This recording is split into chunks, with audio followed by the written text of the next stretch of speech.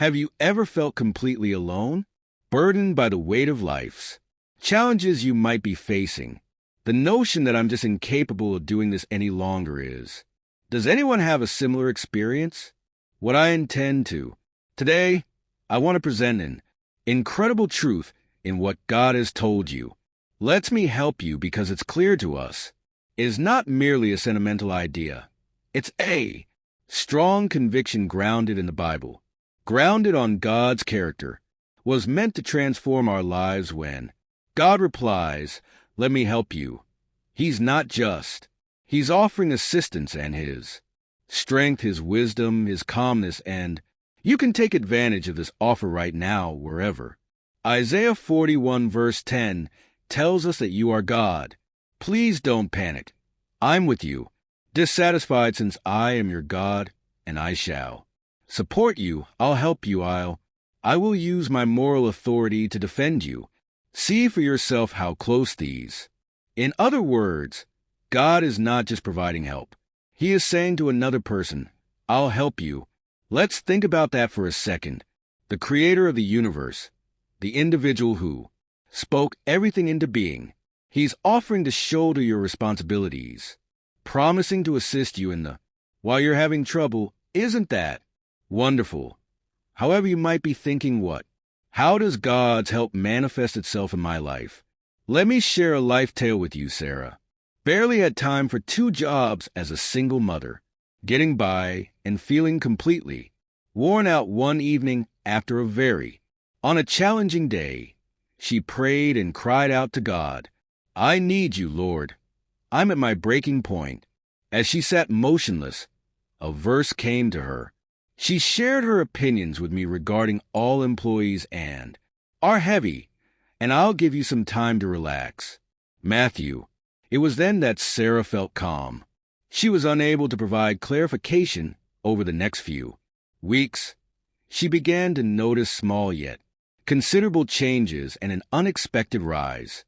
A co-worker is offering to help out with her kids and a sense of strength. She was conscious that the story was not her own, serves as a reminder that God often provides in ways that are unexpected to us. Typically a spectacular miracle, but sometimes it's the unspoken clause, the driving force from a friend, or the strength to sustain preceding time we choose to relinquish. There are numerous examples of God in the Bible stepping in to help His people when Moses and the Israelites were marooned at Red Sea, the Egyptian army. They were told by God that the Lord will fight on your behalf. You just need to be still. The Exodus. He then let the sea open, resulting in a way that made it impossible to think about. When David first encountered Goliath, he was a little boy, shepherd boy in slings with 5 stones, but he claimed that the first war of the Lord. Samuel, God gave him the triumph, proving that no task is too challenging when we rely on. The New Testament even makes reference to him. Jesus calms the storm because of his. When the disciples were afraid, having faith that Jesus would drown. Peace be still, Mark, he said, and stood up. The waters and the wind obeyed him, displaying not only his power, but also his deep care for those that depend on him, which is why. Does this still apply to us today? How might we sense God's support in our daily lives? By starting with prayer. Philippians 4 verse 67 states that we shouldn't be anxious about anything, but in each situation via supplication and prayer with. Please send your best wishes for Thanksgiving too.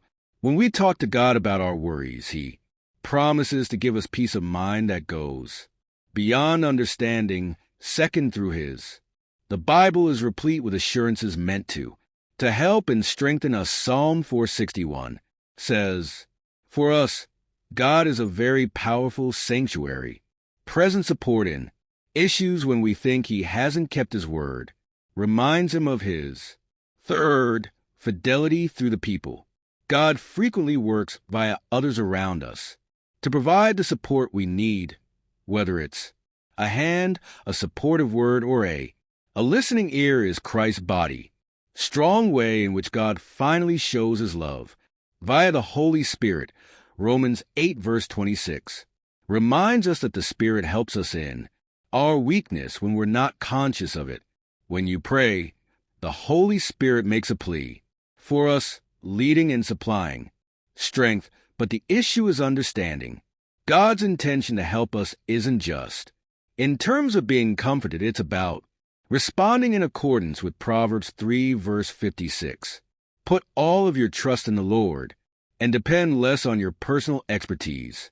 In every way, give in to him, and he will construct your routes straight, which means trusting him in your challenges, even when the way forward isn't clear. That it means searching for him each day through praying, worshiping, reading his word, and it means remaining open-minded about how he could use you to help others. Galatians 6 verse 2 asserts that they should share one another's hardships, and by doing this, you will abide by the law of Christ. May I inquire if you're prepared to enable God to help you? He's offering his strength, peace, and guidance. You only have to answer yes if you're. I encourage you to pray if you're struggling today. There is no need for flowery phrases. Just be yourself. Be honest with him and use a phrase like, Lord, I need you. I can't do this on my own. Please assist me. Stand by me and show how I am. Going ahead, the help of God is more than a lifeline. It's an appeal for a deeper. He wants to stay in contact with him, your problems, and be there for you at every. As we draw to a close, I would like you to think about this. What elements of does God require you to offer your life? Where do you need his help the most?